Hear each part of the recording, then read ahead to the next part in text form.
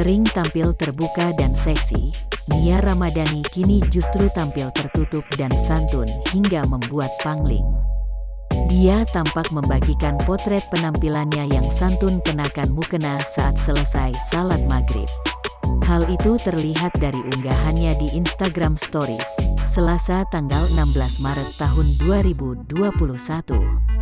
Dalam unggahan itu Nia Ramadhani tampil santun mengenakan mukena saat salat berjamaah bersama anak-anaknya.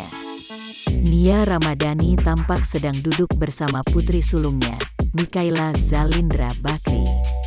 "Abis salat maghrib Gus," ujar Mikaela Zalindra Bakri dalam Instagram story tersebut sembari memeragakan kode metal di tangannya.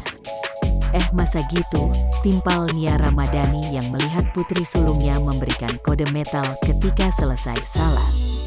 Keduanya yang diketahui baru menyelesaikan salat maghrib itu tampil dalam balutan mukena berwarna putih. Terlihat pula kedua anak laki-laki Nia yang tampak mondar-mandir. Hal yang menjadi sorotan adalah penampilan Nia yang terlihat anggun.